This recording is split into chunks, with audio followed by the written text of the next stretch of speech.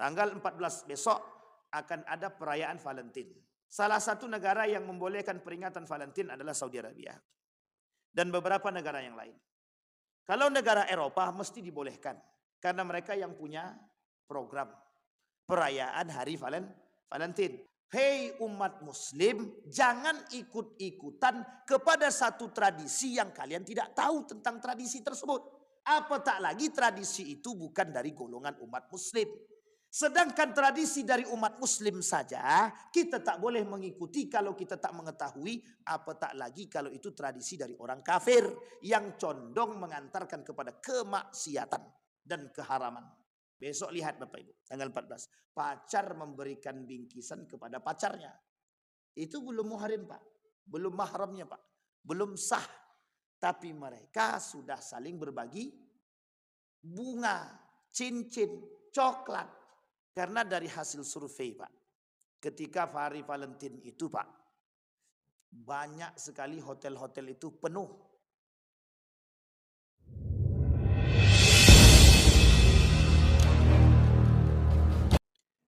Alhamdulillahi Rabbil Alamin. Alhamdulillahilladzi arsala rasulahu bil huda wa dinil haq liyudhhirahu 'alad dini kullih wa kafa billahi syahida. Ashhadu an la ilaha illallah wahdahu la syarika lah wa ashhadu anna Muhammadan abduhu wa rasuluh la nabiyya ba'd. Allahumma salli wa sallim wa barik ala hadzal nabiyil karim. Allahumma salli ala Muhammad wa ala ali Muhammad fil alamin innaka Hamidum Majid. Ya ayuhan nasu taqu rabbakum alladhi khalaqakum min nafsi wahidah wa khalaqa minha zawjaha wa batha minhuma rijalan katsiran wa nisaa wattaqullaha alladhi tasaaluna bihi wal arham innallaha kana 'alaikum raqiba. Wa qala Allah ta'ala ya ayyuhalladzina amanu taqullaha wa qulu qawlan sadida yuslih lakum a'malakum wa yaghfir lakum dhunubakum wa may yuti'illaha wa rasulahu faqad faza fawzan 'azima. Wa qala Allah ta'ala wa la taqfu ma laysa laka bihi 'ilmun innas sam'a wal absar wal fuad kullu ulaika kana anhu mas'ula. Sadaqallah. Puji syukur kehadirat Allah dengan mengucapkan alhamdulillahirabbil alamin, berselawat kepada Nabi dengan mengucapkan Allahumma salli ala Muhammad wa ala ali Muhammad fil alamin innaka Hamidum Majid. Mudah-mudahan kita semua termasuk orang-orang yang dikasihi oleh Allah, diberkahi oleh Allah, yang dijanjikan oleh Allah surganya untuk kita semua. Yang kemudian Allah jadikan kita orang-orang yang selalu taat dan istiqamah, keluarga yang sakinah mawaddah warahmah, anak-anak yang soleh dan solihah. Insyaallah. Semua kita yang hadir insyaallah husnul khatimah. Berkata baginda Nabi Muhammad sallallahu alaihi wasallam, qala Rasulullah sallallahu alaihi wasallam, laisa minna man tashabbaha bi ghairina, la tashabbahu bil yahudi wala bin nasara. Fa inna taslimal yahud al isharatu bil asabi' wa tasliman nasara atau taslimin nasara al isharatu bil akaf. Rawahu Tirmizi wa hasanahu Albani. Kemudian di dalam hadis yang lain, qala Rasulullah sallallahu alaihi wasallam, laisa minna man tashabbaha birrijali minan nisa' wala man tashabbaha bin nisa'i minar rijal. La'anallahu syabbaha ar-rijali bin nisa' wa an-nisa'u bir rijal. Sahahahu Albani. Hadis yang kedua rawahu Muslim. Bapak Ibu sekalian yang berbahagia, di dalam surat Al-Isra ayat 36 Allah berkata di dalam ayat ini, kata Allah, la taqfu ma laysa laka bihi ilmun. Dan janganlah kamu mengikuti apa yang kamu tidak mempunyai pengetahuan tentangnya. Inna sam'a wal absar wal fuad kullu ulaika kana anhu mas'ula. Semua itu akan kelak dimintai pertanggungjawaban, baik pendengaran, fuad hati, absar mata, semua akan dimintai pertanggungjawaban. Mata, telinga, hati, mata dan telinga adalah pusat informasi yang masuk ke dalam diri kita. Hati adalah yang mempertimbangkan informasi. Apakah didahului oleh akal dan nafsu atau hati itu sendiri? Karena di dalam diri kita ini ada dua hal. Yang satu hati kecil, dhamir, yang disebut dengan qalbun. Ala wahyal qalb. Wa idza saluhat saluhal jasadu kulluh wa idza fasadat fasadal jasadu kulluh. Hati kalau sehat, sehat semua. Kalau sakit, sakit semua. Itu hati. Tapi ada yang lebih namanya dhamir, hati kecil. Yang dhamir hati kecil ini dibisiki oleh malaikat untuk selalu melakukan pada kebaikan. Sementara lawan daripada dia ada nafsu yang dibisiki oleh syaitan yang selalu mengantarkan kepada kesesatan dan kezaliman. Innan nafsa la'amaratun bisu. Sesungguhnya nafsu itu ketika dibisiki oleh syaitan dia selalu mengantarkan kepada perbuatan-perbuatan yang jelek. Akal kita ini akan menerima informasi dari mata dan telinga. Sehingga ketika informasi itu masuk difikirkan oleh akal, dipertimbangkan oleh hati. Jika yang mempertimbangkan lebih kuat adalah nafsu, maka yang di dalam akal kita akan keluar dari mulut kita adalah sesuatu yang bersifat kebencian. Kalau hati kita yang mempertimbangkan informasi tersebut, maka yang keluar dari lisan kita adalah yang baik. Maka akal kita tergantung pada dua tersebut. Hati atau dhamir, hati kecil ataupun nafsu. Itu tergantung pada manusia kuat-kuatan. Mana yang paling kuat mendengarkan bisikan setan, kalah dia berarti. Mana yang kuat mendengarkan bisikan hati, berarti dia menang. Itulah yang kemudian terjadi. Nah, Bapak Ibu sekalian yang berbahagia. Kata Allah, telinga, mata, telinga, dan hati sebagai pusat informasi ini kelak akan dimintai pertanggungjawaban di akhirat. Sama halnya ketika Allah berkata, in ja'akum fasikum binaba'in fatabayyanu. Kalau datang berita kepada kita, tolong diklarifikasi terlebih dahulu atau dicari kebenarannya sebelum berita itu kita sebarkan. Baik lewat lisan kita maupun lewat tulisan kita maupun lewat HP kita atau sosial media. Karena yang merusak itu lisan. Makanya tergelincirnya seseorang itu disebabkan oleh lisannya sendiri. Salamatul insan fi hifdzil lisan. Keselamatan seseorang itu tergantung pada dia menjaga lisannya. Kalau dia bisa menjaga lisannya selamat. Kalau tak bisa dia jaga lisannya hancur. Nah, ini penting Bapak Ibu. Kemudian ketika lisan itu berbicara. Kemudian tulisan kita. Tangan kita yang menulis. Apakah yang kita tuliskan ini berdasarkan pada kejujuran atau tidak. Atau yang sudah kita klarifikasi atau tidak. Atau kebohongan. Atau hanya karena ingin mendapatkan ketenaran. Kemudian lewat sosial media. Hari ini tempat orang curhat bukan lagi di masjid. Tapi orang curhat di media sosial. Berharap di media sosial itu bisa keluar solusi. Nah, sekarang banyak Pak. Alhamdulillah. Solusi daripada kemiskinan di media sosial itu tidak terjawab. Ketika Gus Miftah menghina tukang es teh. Langsung kaya mendadak es teh itu. Tukang es teh itu. Nah, itu kan takdir ilahi. Itulah jalan Tuhan tadi. Hanya saja Bapak Ibu sekalian yang berbahagia. Kalau kita mendahului manusia, maka mohon maaf kita tak bernilai di hadapan Allah. Tapi ketika kita mendahului Allah, semuanya kita bisa dapat. Inilah yang kemudian yang perlu kita garis bawahi. Nah Bapak Ibu sekalian yang berbahagia, ini adalah pusat informasi. Dalam ayat ini Allah berkata, menegaskan kepada kita semua, hei manusia, kalau kalian memang tidak punya ilmu, jangan ikut-ikutan. Kalau kalian tidak punya ilmu, maka ada sebaiknya yang harus kalian lakukan. Yang pertama, taklid kepada orang yang berilmu. Yang kedua, dalam konteks ini disebut dengan ittiba. maknanya sebenarnya hampir serupa. Kalau orang Muhammadiyah ikutnya ittiba. Kalau orang selain dari Muhammadiyah dia gunakan kalimatnya taklid. Taklid itu ada dua. Ada taklid yang benar-benar taklid, yang kedua taklid buta. Yang mengikuti dengan kebenaran, yang satu taklid buta yang mengikut asal ikut aja. Orang makan tai, awak makan tai lah. Orang bodoh, awak bodoh juga. Orang tidak tahu, kita tak tahu juga. Nah, itu namanya taklid buta.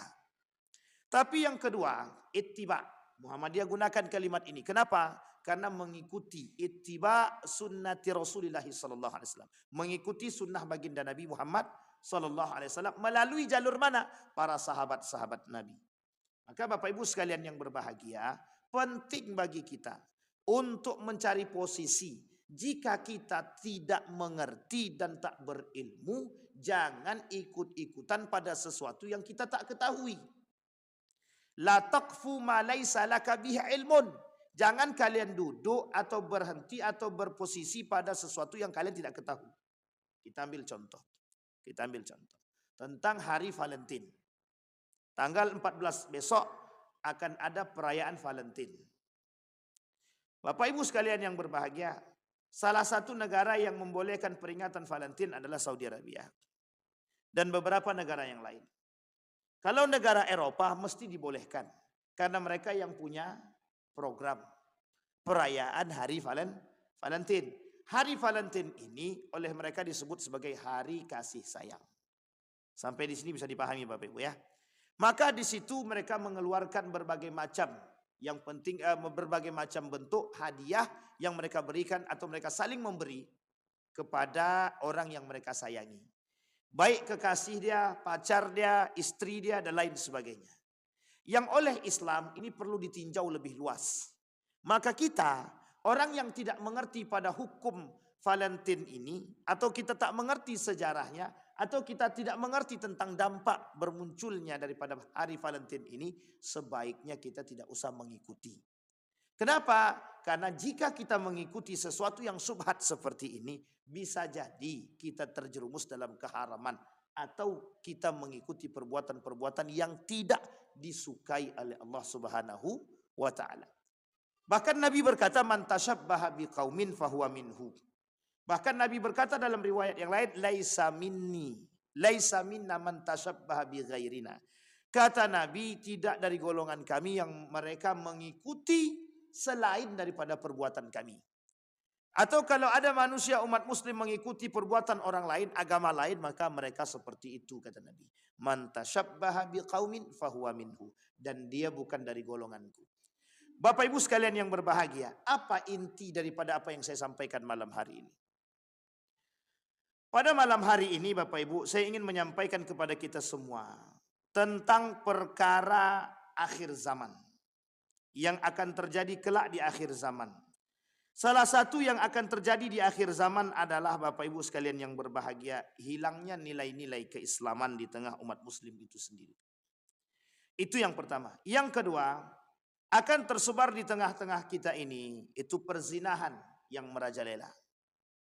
Dan ini prediksi baginda Nabi 1400 tahun yang lalu oleh Imam Abu Daud atau Ibnu Majah menuliskan atau hadis ini dalam fitan, kitabul fitan, kitab fitan, akhir fitnah akhir zaman. Sehingga Bapak Ibu sekalian yang berbahagia, apa kaitannya dengan hadis yang dua terakhir ini tentang fitnah akhir zaman? Yang pertama, orang muslim tidak lagi berpegang teguh kepada nilai-nilai keislaman. Kita lihat dulu. Kita kaitkan atau kita korelasikan dengan munculnya hari Valentine. Kita lihat sejarah Bapak Ibu. Munculnya Valentine, hari Valentine ini. Biar kita semua ini tahu sejarah daripada Valentine. Yang pertama Bapak Ibu sekalian yang berbahagia. Hari Valentine ini adalah dibawa oleh atau dipelopori oleh orang beragama Katolik. Beragama apa? Katolik. Kira-kira agamanya Katolik itu Islam atau bukan? Bukan Bapak Ibu, itu bukan agama Islam. Tetapi Bapak Ibu, poin penting daripada ini, ketika dibawa oleh seorang yang beragama Katolik, di dalam urusan kemiliteran, yang di dalam urusan kemiliteran ini dilarang oleh raja siapapun di antara mereka yang ikut dalam kemiliteran ini diharamkan bagi mereka untuk menikah atau dilarang bagi mereka untuk menikah. Sehingga Bapak Ibu sekalian yang berbahagia, ada seorang wanita bernama Valentine. Namanya Valentine, perempuan. Diberi gelar sebagai orang suci. Dalam bahasa lain disebut dengan santo oleh orang-orang beragama Kristiani. Kisahnya bermula ketika seorang Raja Claudius II pada tahun 2268 sampai 270 Masehi mempunyai kebijakan kepada para prajurit itu untuk melarang mereka menikah. Sehingga Bapak Ibu, ketika kebijakan ini turun, ditantang oleh para prajuritnya. Apa kata prajuritnya? Kami memiliki hak untuk saling mencintai antara satu dengan yang lain. Ketika itu, Valentine, seorang militer perempuan atau prajurit perempuan, mencintai seorang lelaki bernama Marius. Secara diam-diam menentang daripada kebijakan raja tersebut, mereka melakukan pernikahan berpacaran, kemudian menikah. Dan dia menikahkan banyak para prajurit yang laki-laki dan perempuan. Sehingga pada akhirnya dua orang ini, Marius dengan Valentine ini, ketahuan oleh Raja Claudius II dan diberikan hukuman mati. Ketika sebelum dihukum mati, Santo Valentine dan Marius itu dipenjarakan terlebih dahulu. Di dalam penjara ini, Valentine menuliskan surat yang oleh salah satu di antara penggemarnya atau salah seorang prajurit yang ikut memiliki belas kasihan kepada Valentine menerima surat tersebut atau tulisan tersebut. Tulisan tersebut bertuliskan from your Valentine, dari saudaramu Valentine. Apa isi daripada surat tersebut atau tulisan tersebut? Berharap orang-orang para prajurit ini menentang kebijakan raja tersebut agar semua orang diberikan kebebasan dalam mencintai, baik laki-laki mencintai perempuan ataupun perempuan mencintai laki-laki, dan diberikan kebijakan kepada mereka atau diberikan hak mereka untuk melakukan aktivitas pernikahan. Maka Bapak Ibu sekalian yang berbahagia, menjelang kematian daripada Valentine dan Marius yang dihukum mati ini, tulisan tersebut tersebarlah, disampaikan kepada seluruh para prajurit dan masyarakat. Sehingga Bapak Ibu yang menerima daripada tulisan tersebut berinisiatif untuk melakukan peringatan kepada pejuang cinta dan kasih sayang. Siapa namanya? Valentine dan Mario. Sampailah hari ini perayaan tersebut memicu perhatian dunia. Seluruh dunia menganggap atau berbelas kasihan dengan cerita tersebut, dan cerita ini kemudian diviralkan melalui sosial media. Sehingga Bapak Ibu sekalian yang berbahagia, semua ini bermula dari keinginan mereka untuk menampilkan atau untuk memperlihatkan kepada dunia bahwa ada rasa kasih sayang yang tertanam, yang tertimbun, yang harus diangkat. Artinya, berikan kebebasan kepada kami untuk bisa saling mencintai. Satu, ada poin penting daripada hal ini yang harus kita tangkap. Yang pertama, legalisasi pernikahan. Yang kedua, legalisasi percintaan tanpa bersuamikan dan beristrikan. Sampai di sini paham Bapak Ibu? Ini penting untuk dipahami. Sehingga Bapak Ibu sekalian yang berbahagia, poin yang ketiga, boleh berhubungan dengan laki-laki dan perempuan asalkan saling cinta. Nah, ini poin 3 poin yang harus kita garis bawahi dari cerita Valentine. Artinya, ketika peringatan Valentine, perayaan Valentine ini, mereka sebutlah dengan hari kasih sayang. Kenapa? Memperingati rasa kasih sayangnya Valentine dan Mario. Memperingati rasa cintanya Valentine dan Mario. Maka bentuk perayaannya adalah memberikan hadiah dan model apapun, baik coklat, bunga dan lain sebagainya, kepada pasangan mereka masing-masing dalam bentuk tuntutan dan tuntunan. Pertama, tuntutan. Tuntutan apa? Untuk menunjukkan kepada dunia bahwa setiap orang berhak saling mencintai. Yang kedua, tuntunan.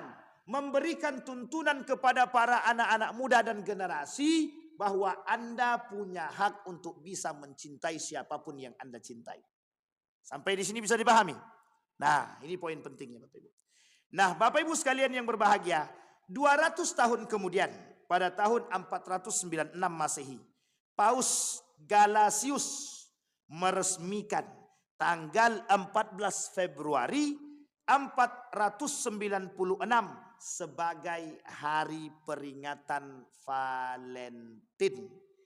Hari itu diresmikan dan dijawab dan diamini oleh dunia, termasuk Indonesia, untuk melakukan perayaan dan memberikan slot kesempatan, ruang kepada mereka untuk memperingati hari Valentine.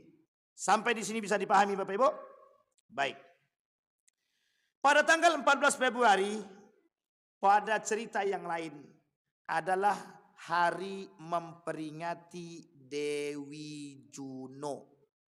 Dewi Juno ini adalah salah satu ratu dari segala dewa dan dewi. Orang-orang Romawi kuno juga meyakini bahwa Dewi Juno adalah dewi bagi kaum perempuan dan perkawinan. Meskipun ini diperdebatkan. Artinya Bapak Ibu, pada tanggal 14 Februari tersebut, orang-orang Romawi kuno mengadakan perayaan untuk memperingati hari Dewi Juno tersebut dengan cara memisahkan kaum laki-laki dan perempuan. Disinilah Bapak Ibu sekalian, dari dua sejarah yang saya sampaikan tadi, kedua-duanya bukanlah sejarah yang dilakukan oleh umat Muslim. Sampai di sini bisa dipahami secara sejarah. Baik, sekarang kita korelasikan kepada hadis, ayat dan tadi. Kata Allah, la taqfu ma laisa laka bihi ilmun. Jangan mengikuti sesuatu yang kita tidak ketahui. Kita ambil dulu poin ini. Dalam hal ini Bapak Ibu, kita umat Muslim tidak sama sekali mengetahui sejarah Valentine ini dengan baik dan benar. Yang kedua, kita tidak sadar bahwa ternyata yang melakukan perayaan ini adalah orang-orang non-Muslim. Yang ketiga, di dalam Islam harus kita pahami ilmunya. Hukum berkasih sayang itu dibenarkan kalau mereka sudah menikah. Berpacaran boleh tapi setelah menikah. Tapi sebelum menikah hukum pacaran itu haram. Mau LDR, mau cuman teleponan, mau cuman surat-suratan, hukum pacaran haram sebelum menikah. Maka bercampur laki-laki dengan perempuan di dalam Islam juga haram. Duduk berhalwat laki-laki dengan perempuan juga haram. Berpegangan tangan laki-laki dan perempuan juga haram. Saling berpandangan laki-laki dengan perempuan yang bukan mahramnya juga haram. Sampai di sini bisa dipahami Bapak Ibu. Apa tak lagi berkasih sayang atau saling memberikan kasih dan sayang kepada orang yang memang bukan haknya atau belum menjadi haknya. Ini poin keilmuan yang harus kita pahami. Islam mengecam bercampurnya laki-laki dan perempuan dalam bentuk apapun sejauh mereka belum menikah. Sehingga yang dimaksudkan ayat ini adalah, hei umat Muslim, jangan ikut-ikutan kepada satu tradisi yang kalian tidak tahu tentang tradisi tersebut. Apatah lagi tradisi itu bukan dari golongan umat Muslim.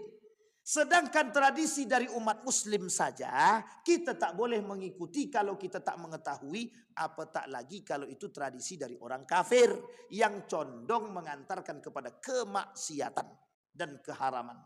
Sampai di sini bisa dipahami Bapak Ibu. Baik, kita merujuk kepada hadisnya. Kata Nabi dalam hadisnya, "Man tashabbaha biqaumin fahuwa minhum."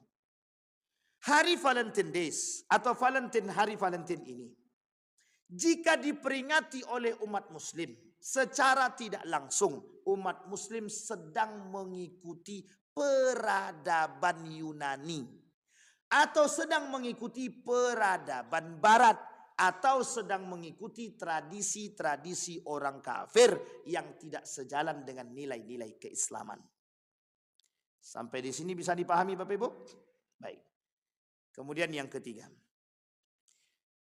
mengapa nilai-nilai Islam itu pada hadis yang lain kata Nabi kelak di akhir zaman akan hilang? Dan hilangnya di tangan umat muslim. Kenapa? Karena umat muslim lebih condong menggunakan tradisi orang kafir ketimbang tradisi umat muslim. Umat muslim lebih condong mengikuti tradisi orang kafir sehingga meninggalkan tradisi agama Islam. Berpegang teguh pada tradisi kafir, tidak berpegang teguh kepada nilai-nilai agama.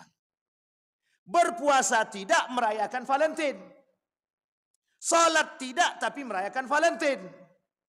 Berzakat tidak tapi merayakan Valentine. Sampai di sini bisa dipahami. Artinya umat muslim lebih suka pada sesuatu yang memang bisa mereka ikuti dengan akal mereka dan rasa mereka. Kalau kembali kepada agama, mereka anggap agama ini banyak aturan. Sehingga menurut mereka agama memberikan batasan kepada setiap orang untuk beraktivitas, termasuklah saling mencintai antara satu dengan yang lain. Islam tidak melarang Anda saling cinta, tidak melarang. Hanya saja Islam memberikan regulasi mencintai seseorang boleh dengan catatan sebelum Anda mencintainya maka nikahilah dia. Sampai di sini paham Bapak Ibu? Ini poin penting untuk kita harus pahami. Kenapa begitu ini harus kita sampaikan? Orang tua punya tanggung jawab untuk menasehati generasinya atau anak-anaknya. Karena salah satu sorotan dan tujuan perayaan Valentine ini ditujukan untuk generasi muda. Biar generasi muda ini memiliki hak untuk bisa saling mencintai.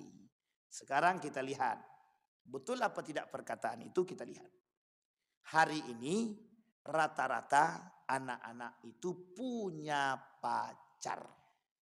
Sekarang mereka muslim atau tidak? Muslim. Tahu enggak arti hukum pacaran itu? Tahu. Tapi mengapa mereka tetap pacaran? Itu dia persoalan kita hari ini. Mereka berpacaran. Sekalipun orang tua mereka melarang berpacaran. Artinya orang tuanya sudah tidak didengari. Berakibat pada ketidakpatuhan dia kepada orang tuanya dikarenakan berpacaran. Sampai di sini bisa dipahami Bapak Ibu? Dampaknya apa? Apa kaitannya orang berpacaran dengan hari Valentine? Mereka akan mencari, menunggu momen ini untuk saling berbagi kasih. Jika mohon maaf, ketika mereka berbagi kasih dengan cara yang tidak benar, itu diharamkan. Kita ambil contoh.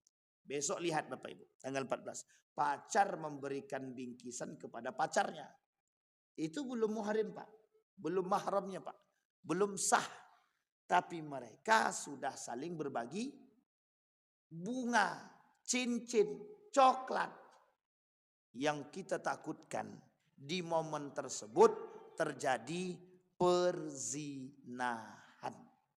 Salah satu sarana perzinahan adalah dengan adanya peringatan Hari Valentine.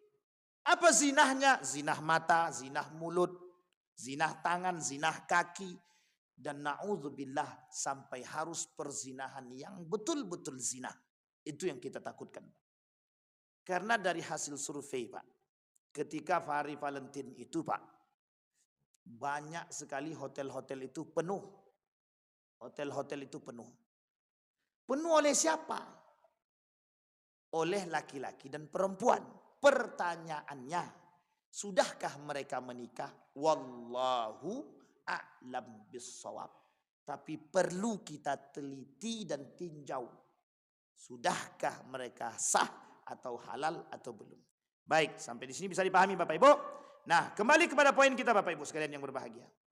Kita lihat bagaimana cara kita, bagaimana Islam menanggapi hari Valentine ini. Kata di dalam Islam, tidak boleh umat muslim ikut-ikutan memperingati hari Valentine. Kalau mau berbagi kasih dan sayang kepada orang yang sudah Anda nikahi dan Anda cintai, silahkan. Tapi tidak pada hari-hari tertentu. Setiap hari. Sekarang saya tanya Bapak Ibu. Suami mengasihi dan menyayangi istri kapan? Sekali dalam setahun atau setiap hari? Harusnya setiap hari, bukan sekali setahun. Dek, karena ini hari Valentine, aku tunjukkan rasa sayangku padamu. Ini bunga. Kata bininya, anak kita sudah 3 bang. Kok masih baru ngasih kasih sayangnya sekarang? Kita udah punya cucu bang. Kok masih kasih sayangnya sekarang? Lu selama ini kemana? Itu satu. Nanti kita lihat dampak negatifnya Bapak Ibu. Yang kedua Bapak Ibu sekalian yang berbahagia. Di dalam Islam, mengikuti perbuatan orang kafir tidak dibenarkan. Dengan dalil yang tadi. Kecuali sesuatu yang pernah dilakukan oleh baginda Nabi Muhammad sallallahu alaihi wasallam. Kalau Nabi pernah melakukan, meskipun bukan tradisi, kita ambil contoh. Nabi berpuasa Asyura. Puasa Nabi Asyura ini, begitu juga kaum Yahudi berpuasa Asyura. Jadi sebelum datang bulan suci Ramadan, Nabi berpuasa. Puasanya Nabi adalah puasa Asyura. Oleh sebagian kalangan dikatakan Nabi mengikuti puasa itu. Tujuan Nabi berpuasa itu bukan tujuannya pada hakikatnya bukan mengikuti kaum Yahudi. Tapi ingin menunjukkan kepada kaum Yahudi bahwa aku lebih berhak daripada kalian ketimbang kalian dalam memperingati hari Asyura ini terkait Nabi Musa. Karena Asyura itu hari di mana kejadian Nabi Musa. Keselamatan Nabi Musa. Dan Nabi berkata dalam hadisnya, aku lebih berhak daripada Bani Israel dalam berpuasa Asyura ini. Sebelum datang bulan suci Ramadan. Ingin Nabi tunjukkan kepada mereka. Setelah datang bulan suci Ramadan, puasa Asyura ini jadi sunnah. Tidak lagi wajib. Kemudian Nabi puasa wajibnya adalah puasa Ramadan. Baik. Kecuali yang diikuti oleh baginda Nabi Muhammad sallallahu alaihi wasallam atau yang pernah dibuat. Dan itu tidak banyak. Tidak banyak. Hanya yang benar-benar saja atau yang kaitannya dengan sosial saja.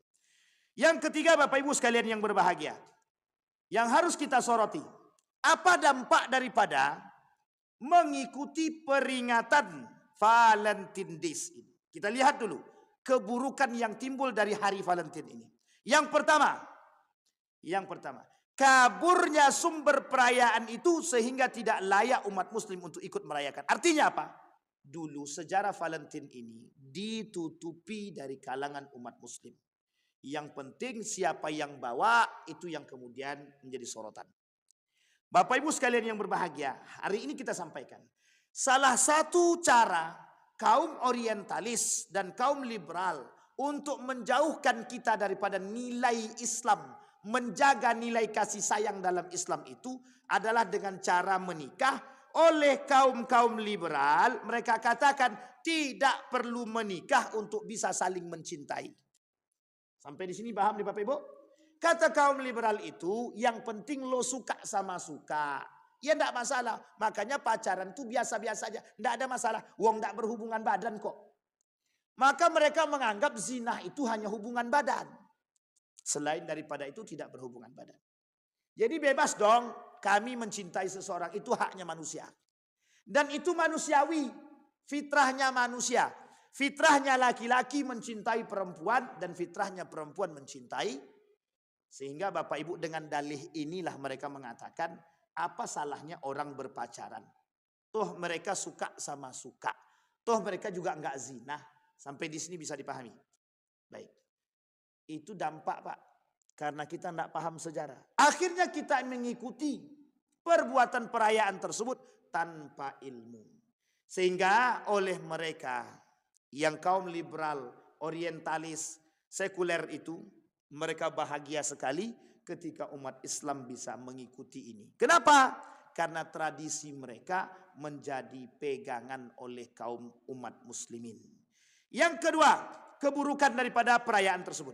Umumnya, perayaan Valentines ini dilakukan dengan pasangan alias kekasih atau pacar yang jelas ditentang oleh agama Islam. Tadi sudah saya sampaikan hukum pacaran apa? Haram. Hukum pacaran haram. Sehingga dalam di sini Pak dari perayaan Valentine ini sebenarnya legalisasi perzinahan.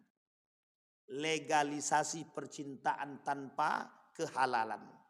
Legalisasi percintaan dan kasih sayang tanpa ada aturan yang resmi. Jadi Bapak Ibu maksudnya begini. Sederhananya begini. Jangan larang orang berpacaran. Orang pacaran itu adalah haknya mereka masing-masing. Kita jangan ikut campur urusan mereka. Sekarang di Australia, di mana-mana di Eropa itu setiap orang punya hak yang tidak boleh diganggu, termasuk hak dalam bercinta. Misal kita ambil di Australia. Dari pengakuan seorang profesor kepada kami, Ustadz, di Australia itu sekarang ada tempat wisata, tempat taman. Siapapun yang masuk di dalam taman ini, baik laki-laki maupun perempuan atau mereka datang berduaan, duduk mereka, bermesraan mereka di situ. Mau apapun yang mereka lakukan asal tidak berhubungan badan atau berzina dalam konteksnya hubungan badan, maka itu haknya mereka. Siapapun yang melarang, maka mereka akan dipenjarakan. Sampai di sini bisa dipahami Bapak Ibu. Artinya apa? Legalisasi perzinahan meskipun tidak berhubungan badan. Sama Pak, di Belanda itu begini. Kalau seorang anak sudah masuk ke dalam kamarnya dan anak ini membawa pacarnya ke dalam kamarnya, maka orang tuanya tidak boleh mengganggu anak tersebut. Apapun yang mau dilakukan. Jangan ketok-ketok pintu. Karena itu sudah melanggar privasi anak. Nah, coba bayangkan. Makanya Bapak Ibu, anak SMA di sana itu sudah harus keluar dari rumah. Sudah harus keluar dari rumah. Tidak boleh satu rumah dengan orang tuanya. Harus keluar. Itu tradisi mereka begitu di Belanda. Sehingga mohon maaf, di Amerika juga begitu. Di Amerika. Saya punya jamaah itu yang tinggal di Amerika. Mereka sampaikan begini, Ustaz, kami di Amerika ini, anak saya ini ketika SMA dia harus keluar dari rumah. Tidak boleh tinggal bersama orang tuanya. Sehingga kami harus carikan apartemen untuk dia tinggal. Jadi di sana itu bebas anak ini mau ngapain. Dan itu privasi anak ini. Orang tua tidak boleh ikut campur. Nah, coba bayangkan.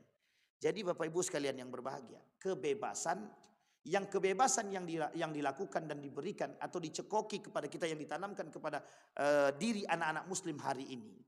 Itu adalah kebebasan tanpa nilai. Artinya apa? Kebebasan yang menerobos nilai-nilai agama. Sehingga mereka berpikiran berpacaran itu tidak ada dosa. Sehingga mereka berpikiran pegangan tangan laki-laki dan perempuan yang bukan mahramnya biasa. Nah, Bapak Ibu boleh lihat kan sekarang anak-anak gadis sekarang, anak-anak sekolah sekarang, anak-anak kuliah sekarang, boncengan biasa tuh laki-laki perempuan. Boncengan. Berpelukan biasa-biasa saja dia. Pegangan tangan biasa-biasa saja dia. Tidak ada rasa dosanya. Dia tidak takut sama Allah. Sama Allah saja dia tidak takut, apalagi sama orang tua. Sampai di sini bisa dipahami Bapak Ibu? Baik, sekarang kita lihat. Apa dampak daripada perbuatan tersebut? Ada 3 dampak Bapak Ibu. Di dalam Islam konsep cinta telah diletakkan pada tempat semestinya. Tidak menyimpang daripada naluri manusia itu sendiri. Makanya kata Maka kata Nabi, man istata'a minkumul ba'a falyatazawwaj. Barang siapa yang sudah mampu secara materi dan batin, silahkan menikah. Jangan ditahan.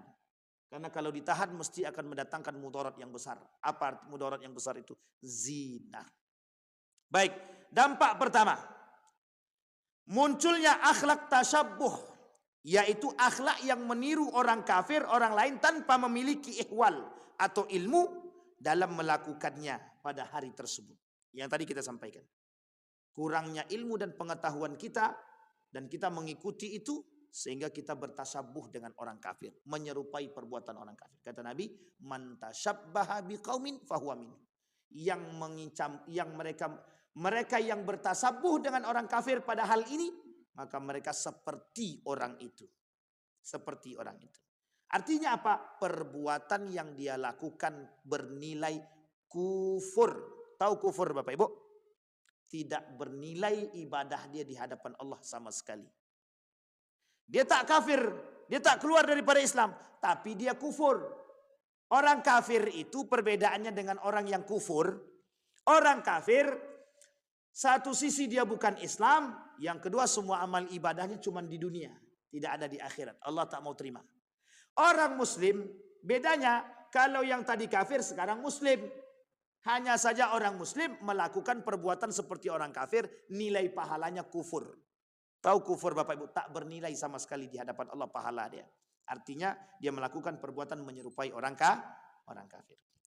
Sampai di sini bisa dipahami Bapak Ibu. Yang kedua, bahkan Nabi berkata barang siapa meniru satu kaum maka dia sebagian daripada itu. Yang kedua, dengan meniru orang lain menunjukkan ketidakberdayaan umat Islam yang pada gilirannya akan meninggalkan ciri-ciri, yang pada akhirnya akan meninggalkan nilai-nilai keislaman.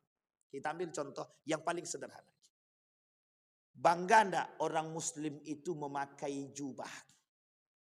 Harusnya bangga. Harusnya. Karena pakaian seperti ini menunjukkan keislaman seseorang. Yang kedua, bangga enggak seorang perempuan memakai jilbab?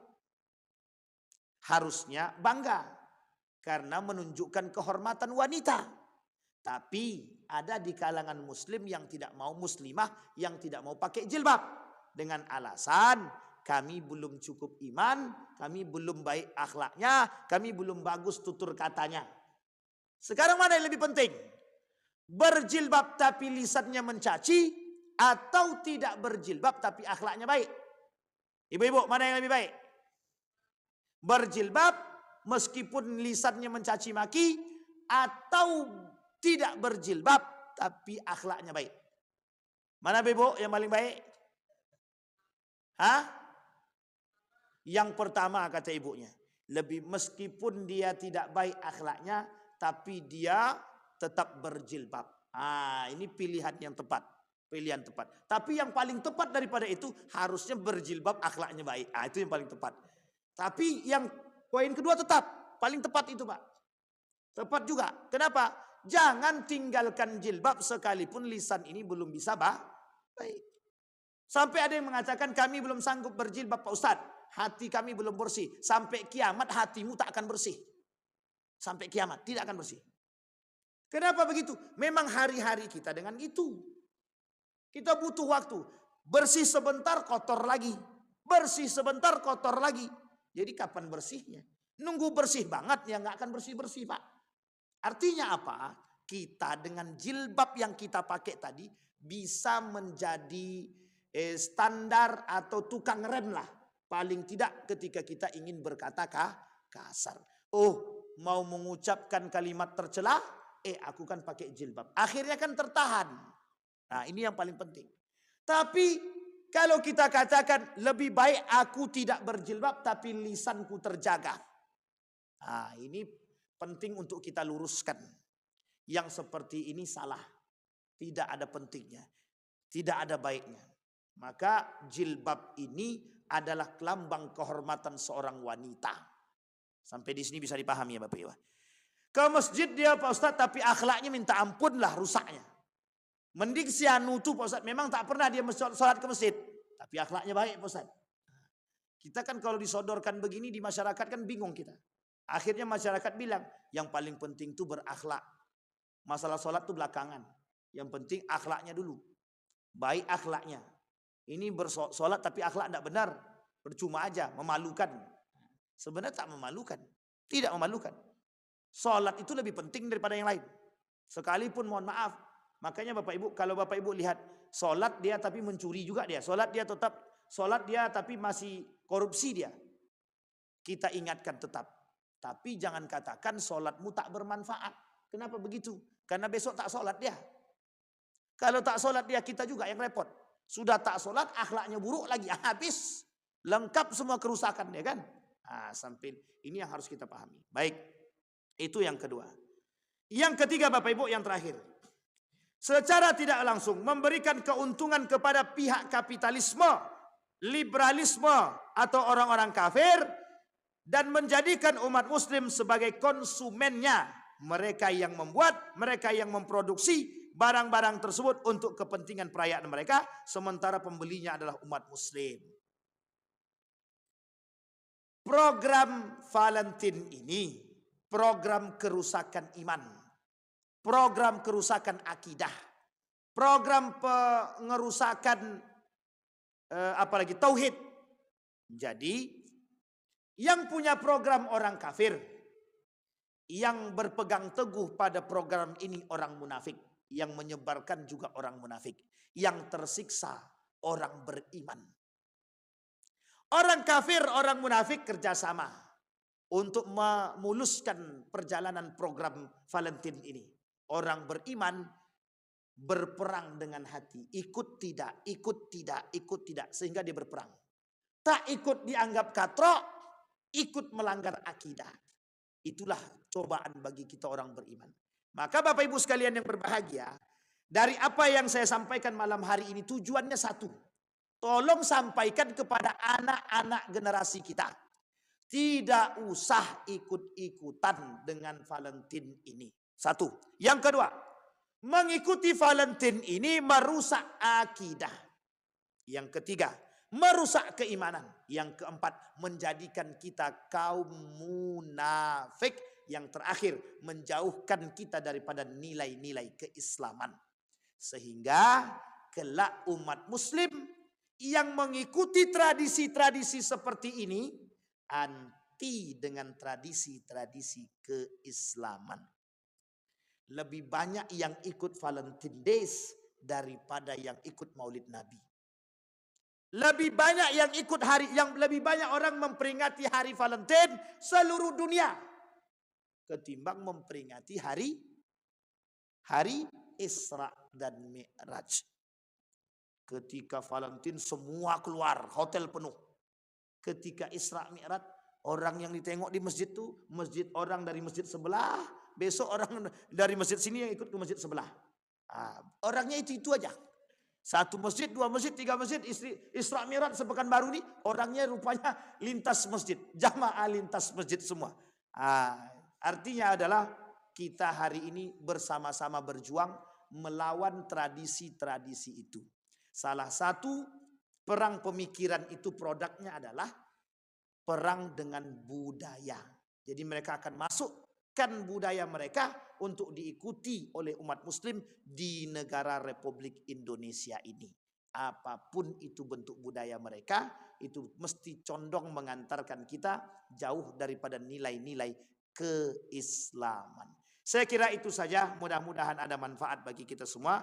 Tolong sampaikan kepada generasi kita agar mereka terselamatkan dari huru-hara dan prahara-prahara akhir zaman, agar kita masih bisa mempertahankan akidah yang benar di akhir zaman. Amin ya rabbal alamin. Fa'tabiru ya ulil absar la'allakum tuflihun. Assalamualaikum warahmatullahi wabarakatuh.